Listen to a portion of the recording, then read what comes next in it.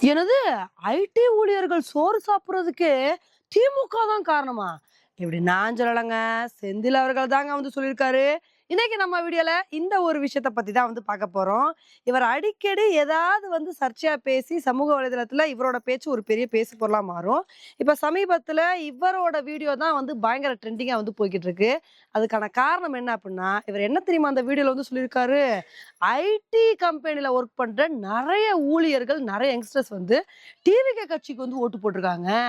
அவங்களுக்கெல்லாம் நான் ஒரே ஒரு விஷயம் சொல்றேன். நான் சொல்ற விஷயம் ஹார்ஸா தான் சொல்லுவேன்னு சொல்லிட்டு, மனுஷன் என்ன சொல்லியிருக்காரு அப்டின்னா, "நீங்க உங்க முன்னாடி தட்டுல சோற போட்டு சாப்பிடுறீங்க பார்த்தீங்களா? இந்த சோறு நீங்க சாப்பிடுறதுக்கு காரணமே வந்து திமுக தான். ஏன்னா நீங்க இன்னைக்கு ஐடி கம்பெனில ஒர்க் பண்றீங்க அப்டின்னா, இதுக்கு யார் காரணம்? இந்த ஐடி கம்பெனிலாம் வந்து உத்தரப்பிரதேசத்துல இருக்கா? இல்ல வந்து பீகார்ல வந்து இருக்கா?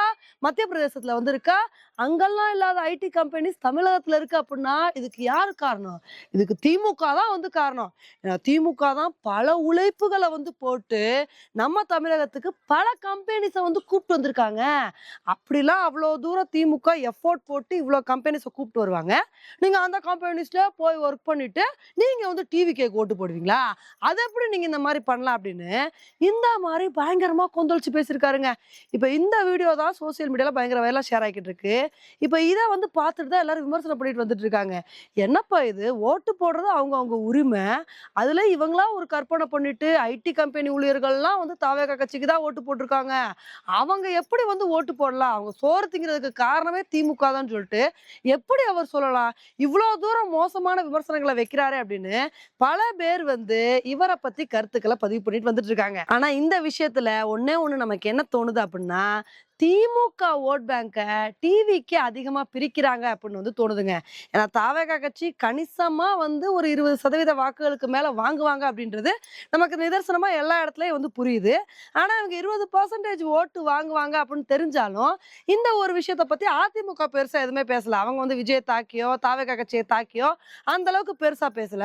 ஆனா திமுக வந்து ஆரம்பத்துல இருந்தே வந்து அதிகமா வந்து விஜய் அவர்கள விமர்சனம் பண்றது, அதிகமா தாவேகா கட்சிய பத்தி பேசுறேன்னு சொல்லிட்டு பேசிட்டு இருக்காங்க.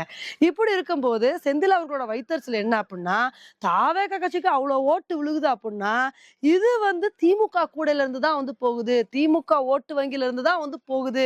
இத எப்படி வந்து ஏத்துக்கிறது அப்புட்ன்னா வந்து இந்த அளவுக்கு மனுஷன் வந்து கொந்தளிச்சு பேசியிருக்காரு.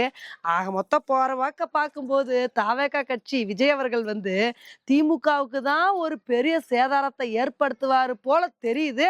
அதெல்லாம் என்ன நடக்க போகுது? யாரு வெற்றி பெறுவா? அப்படின்னு சொல்லிட்டு நம்ம மே 4ஆம் தேதி நம்ம வந்து கண்டுபிடிச்சிடலாம்.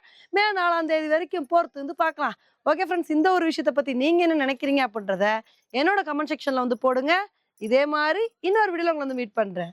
Bye friends.